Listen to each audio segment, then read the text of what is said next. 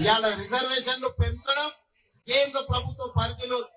అందుకే శాసనసభలో తీర్మానాన్ని ప్రవేశపెట్టి అన్ని రాజకీయ పార్టీలను సమన్వయం చేసుకొని ఏకగ్రీవ తీర్మానంతో ఈ రోజు కేంద్ర ప్రభుత్వానికి పంపించినాం.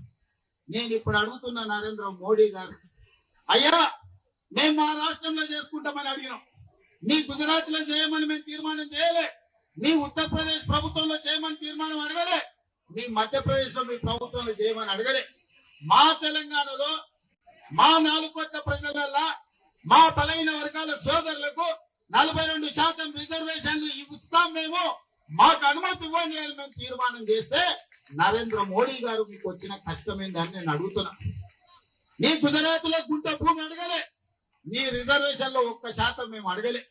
మేము మా తెలంగాణలో మా పిల్లల చదువులకు, మా పిల్లల ఉద్యోగాలకు, మా సోదరుల రాజకీయ అవకాశాల కోసం ఇవాళ మేము 42% రిజర్వేషన్ ఇస్తామని మా ప్రజలు ఎన్నుకున్న శాసనసభలో ఇవాళ మేము తీర్మానం చేసినాం.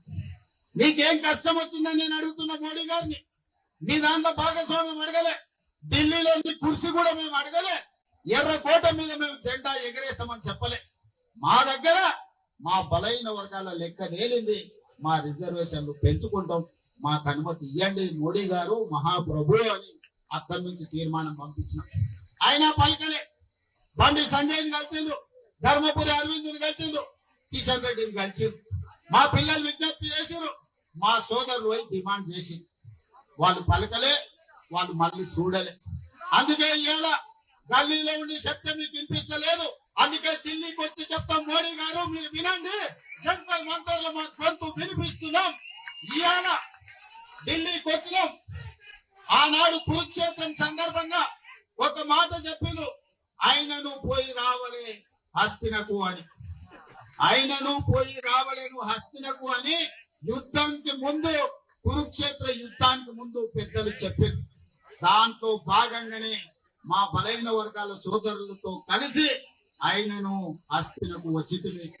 ఈ రోజు ప్రధానమంత్రి గారు మీరు వినండి, మీరు మా గుండె సప్పుడు వినండి, మా ఆలోచనలు పంచుకోండి, మాకు అనుమతి ఇవ్వండి, అప్పుడు మీ గౌరవం ఉంటుంది.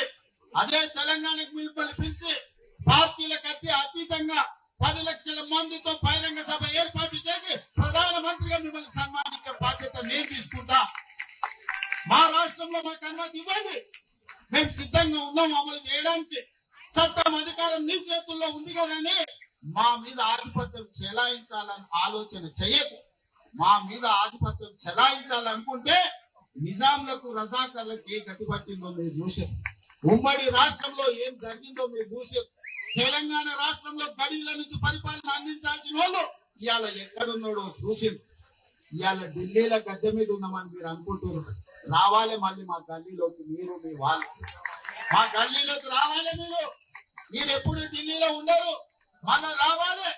మళ్ళా వచ్చినప్పుడు మా చేతికి దొరుకుతారు. మీరేం మర్చిపోవద్దు. మా బలైన వర్గాల సోదరులు చిన్న సాయం చేస్తే కూడా జీవితాంతం గుర్తుపెట్టుకునే జాతులు.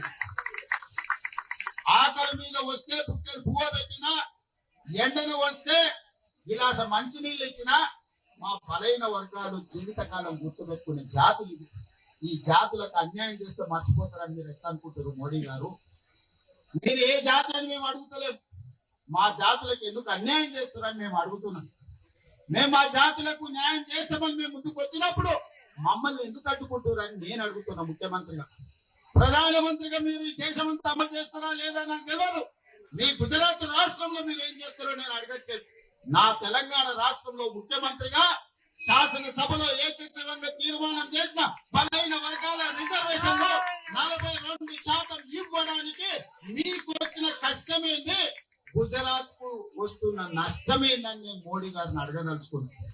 అందుకే ప్రధానమంత్రి గారు దయచేసి వినండి. మీరు చట్టసభలలో మెజారిటీ లేకపోయినా ట్రిపుల్ తలాక్ తెచ్చారు, 370 ఆర్టికల్ తెచ్చారు, సిటిజన్ అమెండ్మెంట్ యాక్ట్ తెచ్చారు, రైతు వ్యతిరేక నల్ల చట్టాలు తీసుకొచ్చారు. ఇవాళ వక్ఫ్ బిల్లు తెస్తున్నారు. మీకు బలం లేకపోయినా, ఇన్ని బిల్లులు మీకు బలం లేకపోయినా, ఇన్ని రాజకీయ పార్టీలు మిమ్మల్ని వ్యతిరేకించినా మీరు అవన్నీ చట్టాలు చేసి ప్రజల నెత్తి మీద రుద్ది. ఇవాళ కమ్యూనిస్టుల నుంచి కాంగ్రెస్ వరకు, ఎంఐఎం నుంచి బిఎస్పీ వరకు ఈ రోజు సిపిఎం నుంచి సిపిఐ వరకు ప్రతి రాజకీయ పార్టీ అనుకూలంగా ఉన్నప్పుడు బలైన వర్గాల రిజర్వేషన్లు పెంచడానికి మీకు వచ్చిన బాధ ఏంటి అంటే నేను అడుగుతున్న మోడీ గారిని. ఇవాళ అన్ని రాజకీయ పార్టీలు మీకు అండగా నిలబడడానికి, మీకు ఆ సంగతి అర్థం కావడానికి చట్ట సభలలో మీరు అనుమతి ఇవ్వకపోతే జంతర్ మంతర్ చౌరస్తాలో 15-16 పార్టీలు ఈ రోజు ఈ వేదిక మీద నుంచి మేము అనుకూలం అని చెప్పింది. అందుకే మా జాతుల శ్రీనివాస్ అన్ని రాజకీయ పార్టీలను ఇక్కడికి రప్పించి ఈ వేదిక మీద నుంచి ప్రధానమంత్రి గారికి విజ్ఞప్తి చేయించాడు.